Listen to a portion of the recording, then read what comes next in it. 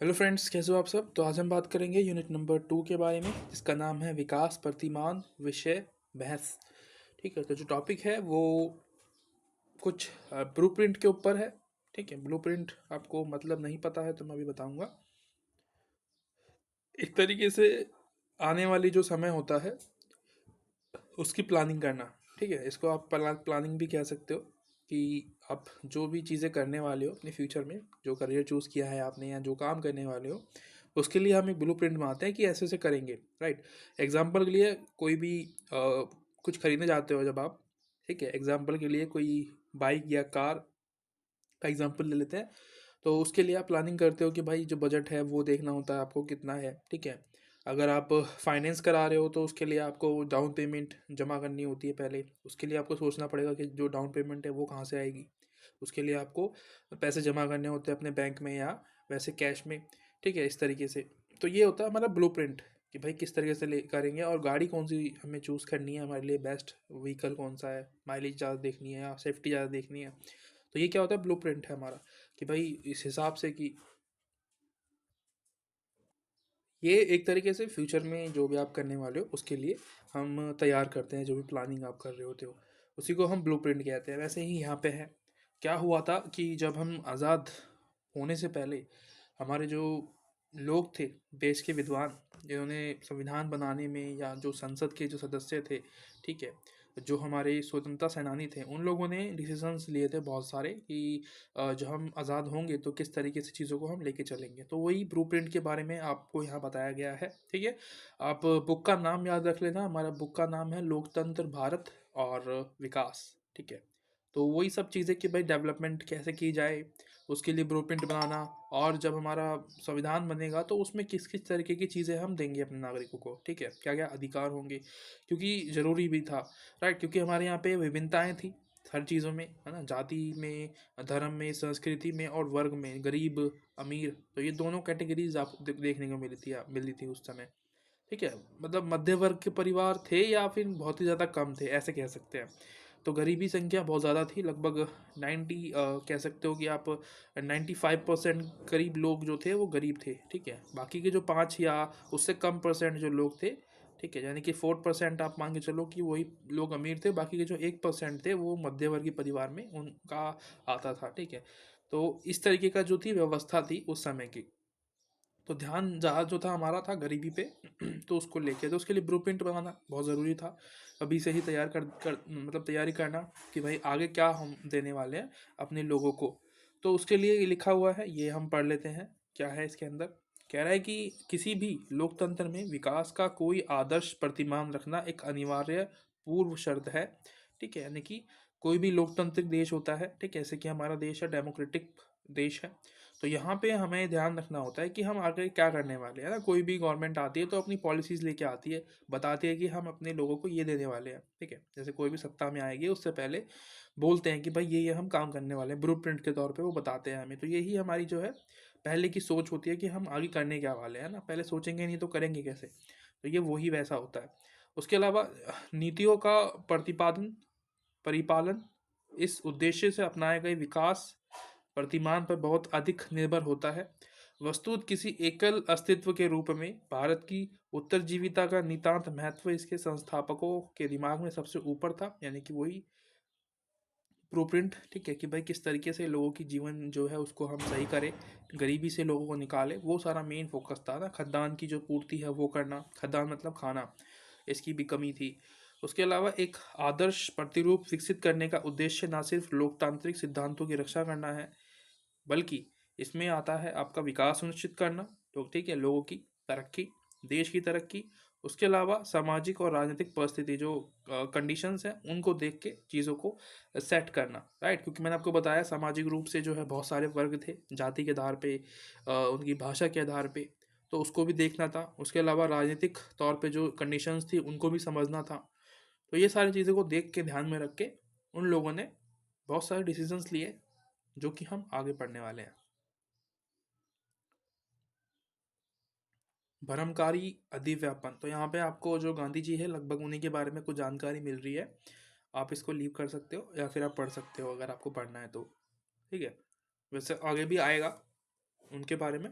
तो हम वहाँ भी पढ़ सकते हैं।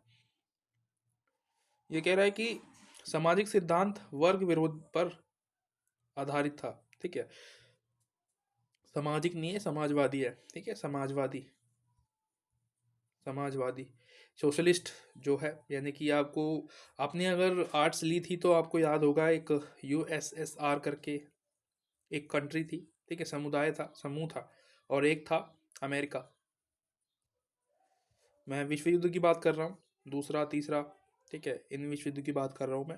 उस समय यूएसएसआर बहुत बड़ी ताकत था, उसके बाद जो था अमेरिका, मतलब कि दोनों की जो ताकत थी वो बराबर थी, लगभग सेम 50-50%। तो ये क्या है, ये जो सिद्धांत है ना समाजवाद का, ये वर्ग का विरोध करता है। कहने का मतलब ये है कि ये सबको समान मानता है, चाहे वो गरीब हो चाहे वो अमीर हो। ठीक है, इस तरीके की जो गवर्नमेंट होती है, यानी कि समाजवादी जो सरकार होती है, जैसे कि सोवियत संघ है, तो वो क्या करता है, ये नहीं देखता कि हमारे देश में कितने अमीर है कितने गरीब है, वो सबको एक ही कैटेगरी में लेके चलता है। और सबसे पहले जो ध्यान देता है वो देता है ज़रूरतों पे, जो हमारी नीड्स होती है ना। नीड्स क्या होती है, खाना है, कपड़ा है, घर है, ठीक है, नौकरी है, तो ये देना। ठीक है, पर इसमें कमियां भी हैं बहुत सारी, जैसे कि अगर हम नौकरशाही को देख लें तो ये समाजवादी की ही देन है, नौकरशाही जो आप देखते हो। ठीक है, यानी कि जो गवर्नमेंट, जो एम्प्लॉयज़ है वो इसी के अंदर आते हैं, जितने भी गवर्नमेंट एम्प्लॉयज़ हैं। इसमें भ्रष्टाचार बहुत ज़्यादा होता है। ठीक है, क्या होता है, भ्रष्टाचार बहुत ज़्यादा बढ़ जाता है, तो इसकी कमी भी है, इसकी खासियत भी है कि भाई ये लोगों के लिए जो है ज़रूरतें पूरी करता है उनकी। चाइना में भी यही व्यवस्था है, आपको शायद ना पता हो, तो ये है। और पूंजीवाद में आपको जो है कोई भी डेमोक्रेटिक, जो एक तरीके से कह सकते हैं कि लोकतंत्र, या लोकतंत्र बहुत ज़्यादा होता है वहाँ पे, और लोगों का तंत्र तो है लेकिन कहने के लिए है, वहाँ पे जो है पूंजीपतियों की ज़्यादा चलती है, कहने का मतलब ये है। ठीक है, पूंजीवाद में जो कि अमेरिका ने अपनाया था। ठीक है, सब कुछ प्राइवेटाइजेशन कर देना, और कोई भी उसके देश में जाके कोई भी नौकरी कर सकता है। ठीक है, फ्रीडम है उसको, और वीज़ा चाहिए बस, राइट। और मतलब कोई भी ऊंच ऊंच पद जो होते हैं ना, राष्ट्रपति को छोड़ के सारे पद जो है कोई भी व्यक्ति कर सकता है, तो ये उसमें होता है। हमारे देश में जो है ऐसा नहीं है। हमारे देश के लोगों के लिए ये जितने भी सरकारी पद है या जो नागरिकता है, वो हमारे देश की किसी और को नहीं मिलती है, सिर्फ इंडियंस ही है जो कि नागरिकता ले सकते हैं, बाहर के लोग नहीं ले सकते। हाँ, पढ़ने के लिए, वैसे पर्पज़ से घूमने के लिए, बिजनेस के लिए आ सकते हैं, उसके अलावा और कोई काम के लिए वो यहाँ नहीं आ सकते। ठीक है, रहने के लिए या जॉब करने के लिए। उसके अलावा आगे चलते हैं, समझ के चलिए, धीरे धीरे करके समझाऊंगा मैं आपको हर एक पॉइंट। यहाँ पे आपको लिख रहा है भू नीति विषय बहस। तो हमारे यहाँ पे ये दिक्कत भी थी भूमि को लेके, कि भाई ना, जो प्राइवेट लोग व्यक्ति है जिसकी वो भूमि है, क्योंकि खेती बहुत ज़्यादा होती थी, तो अंग्रेज़ों के समय में जो भूमि थी ना वो प्राइवेट नहीं थी, वो गवर्नमेंटल थी, सरकार का उस पर कब्जा था डायरेक्टली। अगर गवर्नमेंट चाहे तो किसी उस व्यक्ति को हटा के, जो उसका परमानेंट मालिक है, किसी और को वो काम दे रही है। ठीक है, आपको पता है इसके बारे में, इसकी ज़्यादा ज़रूरत नहीं है बताने की मुझे। तो उसको लेके ना गवर्नमेंट ने मतलब पहले ही कुछ सुझाव दिए। ये बात है दिसंबर 1946 की, यानी कि आज़ादी से 1 साल पहले की। वो कह रहे थे कि भाई हम ना लोगों को जमींदारी और अन्य मध्यवर्ती जो अधिकार है वो देंगे, और वास्तविक किसानों को भोक्ता अधिकार देंगे, और भूमि आधार पर अधिकतम सीमा जो है वो निर्धारित करेंगे, यानी कि भूमि हदबंदी करके एक कानून था, उसको लेके यहाँ पे बात की जा रही है कि लिमिटेशन जो है, एक व्यक्ति कितनी लैंड रख सकता है अपने पास। ठीक है, तो ये अधिकार थे जो कि ब्लूप्रिंट के तौर पे हमने लिए थे कि भाई ये तरीके से हम लोगों का उत्थान करेंगे, उनके लिए विकास के बारे में सोचेंगे। ठीक है, उसके अलावा नियंत्रण प्रणाली, कि भाई खाद पूर्ति पर नियंत्रण गवर्नमेंट का होना चाहिए या लोगों का होना चाहिए, उसको लेके यहाँ पे बातें हो रही थी कि भाई किस तरीके से जो है हम काम कर सकते हैं। यहाँ पे जो दूसरा विश्व युद्ध था, उसको देख के हमने काफ़ी कुछ चीज़ें सीखी, है ना, कि भाई क्योंकि उस समय ना कुछ देश ऐसे थे, कंट्रीज ऐसे थी जो कि भुखमरी से पीड़ित थी। ठीक है, युद्ध तो हो रहा था उनके देश में, दबादब चल रहा था, लेकिन दिक्कतें ये थी कि वहाँ के लोगों के लिए खाना कम पड़ गया था, मतलब खाना बहुत ज़्यादा महंगा हो गया था और कम था। ठीक है, लोग भुखमरी की हालत में आ गए थे, और बहुत ज़्यादा लोग तो मर भी गए थे उसके चक्कर में। आपने पढ़ा होगा दूसरे विश्व युद्ध के बारे में। तो ये व्यवस्था वहाँ पे थी, इसको हम कंडीशंस भी कह सकते हैं, राइट। कि भाई देखो क्या होता है ना, आपको स्टोरी याद है, सोवियत संघ की स्टोरी याद है आपको, पूंजीवाद जो था अमेरिका की स्टोरी याद है। उसमें सबसे ज़्यादा दिक्कतें जो हुई थी ना, वो हुई थी साम्यवादी जो गवर्नमेंट थी जिसके, यूएसएसआर को। क्योंकि सारा कुछ होल्ड जो था वो गवर्नमेंट का था, ठीक है, सब कुछ काम गवर्नमेंट कर रही थी। अब गवर्नमेंट जो है वो युद्ध में लगी पड़ी है, हथियार खरीद रही है, तो उससे क्या है ना, डिस्टर्बेंस होता है गवर्नमेंट को और काम नहीं कर पाती सही से, ठीक है, भ्रष्टाचारी बढ़ती है उस समय में, और फिर गवर्नमेंट सब कुछ हैंडल नहीं कर पाती। लेकिन एक तरफ था पूंजीवादी देश यानी कि अमेरिका, वो बिल्कुल मतलब उसकी जो चीज़ चल रही थी वो एकदम अलग चल रही थी, ठीक है, युद्ध जो चल रहा है वो गवर्नमेंट कर रही है अपनी तरफ से, लेकिन जो अंदर व्यवस्थाएं हैं, जो पूंजीवादी जो लोग हैं जो काम कर रहे हैं, उद्योगपति है, वो अपना अलग काम करने लगे पड़े हैं। उससे क्या हुआ कि भाई जो एक होता है ना, प्राइस हाइकिंग होता है, जो मतलब महंगाई बढ़ जाती है, वो वहाँ पे नहीं हुई, ठीक है, और सबको टाइम पे खाना मिल रहा था, उसमें कोई दिक्कत हो ही नहीं रही थी। तो इसको देख के हमने देखा कि भाई यहाँ पे ना ये भी एक फ़ायदे वाली चीज़ है पूंजीवाद की। अगर कोई दिक्कतें आ रही हैं देश में, अगर किसी और के साथ युद्ध हो रहा है, तो अंदर डिस्टरबेंस ना होती नहीं होगी उससे, ठीक है। तो ये जो है सीखने के लिए हमें हमारे पास बहुत सारे एग्जांपल्स थे, जिससे कि हमने सीख ली और सीखा बहुत कुछ। इसलिए हमने ना किसी एक हम व्यवस्था के साथ नहीं गए, हमने दोनों को ही अपनाया, ठीक है, पूंजीवाद और समाजवाद। उसके बाद क्या है, राष्ट्रीयकरण का मुद्दा था। अब बात करते हैं, जवाहरलाल नेहरू ने कुछ कहा है स्टेटमेंट में कि देखो वहाँ पे क्या था कि ये जो जवाहरलाल नेहरू थे, ये थे समाजवाद के समर्थक, ठीक है। समाजवाद के समर्थक होने का मतलब ये नहीं कि पूंजीवाद का विरोध कर रहे हैं, नहीं।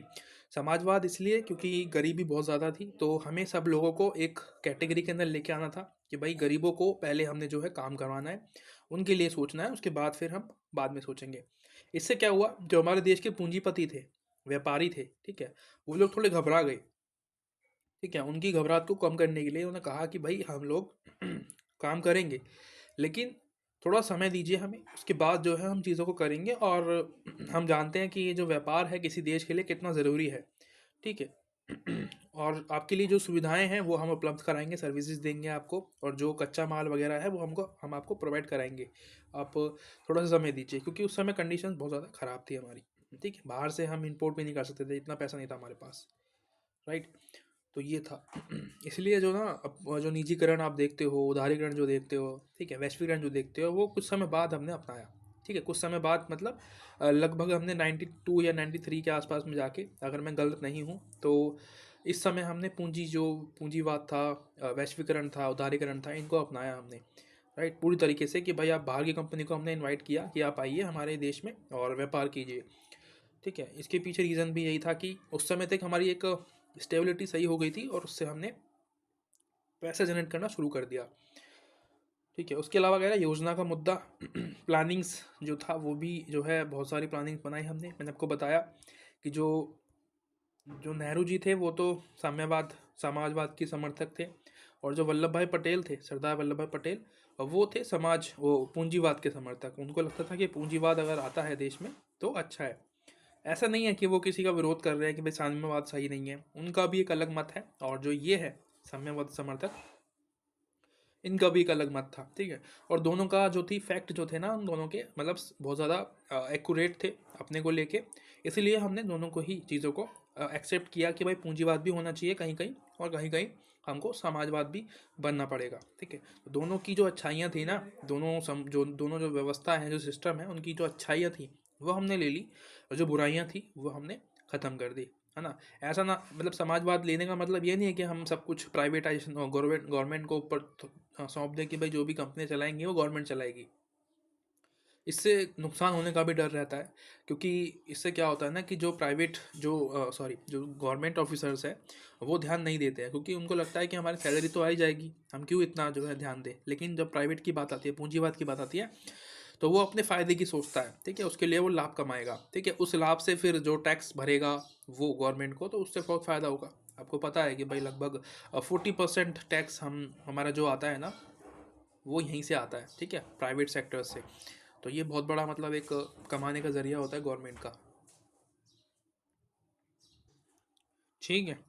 इसके बाद और देखते हैं, राजनीतिक बहस कह रहा है कि स्वतंत्रता प्राप्ति की अवधि के आसपास वैचारिक बहस ने राजनीति पर अपना प्रभाव छोड़ा। तो वही मेन जो है, हम जब स्वतंत्र नहीं हुए थे उसके आसपास का समय, यानी कि 46 45 इस तरीके का जो समय था इस साल, ये इस साल में हमारी जो लोग थे, ठीक है, हमारे देश में जो विद्वान थे, पार्लियामेंट के सदस्य जो थे, उन लोगों के बीच में बहुत बहस छिड़ी, जिसने हमारे यहाँ की जो राजनीति है उसको बहुत प्रभावित किया। और बहुत बड़ा इम्पैक्ट आज जो देखते हो आप अपने संविधान में, वो आपको देखने को मिलता है। ठीक है, बहुत सारे अधिकार जो हमें मिलते हैं एक ह्यूमन होने के नाते, ठीक है, जो हमने बहुत मतलब जैसे कि कुछ अमेरिका से उठाए हैं, ठीक है, और अलग अलग देशों से हमने जो है संविधान को ग्रैब किया है, मतलब उनके संविधान को उठा के जो अच्छी अच्छी बातें हैं वो हमने ली हैं। ठीक है, उसके अलावा भारतीय संविधान सभा का लक्ष्य संकल्प, इसमें क्या है, ये कह रहा है कि उस संकल्प ने एक स्वतंत्र भारतीय गणतंत्र की स्थापना का वचन दिया, जो अपने घटक भागों के साथ समग्र सत्ता व अधिकार भारत की जनता से ही वियुक्त करेगा। बेसिकली जो संविधान होगा इंडिया का, वो जो पावर लेगा, ठीक है, जो पावर देगी उसे, वो कौन देगी, हमारे यहाँ की जनता देगी, जो लोग हैं वो देंगे।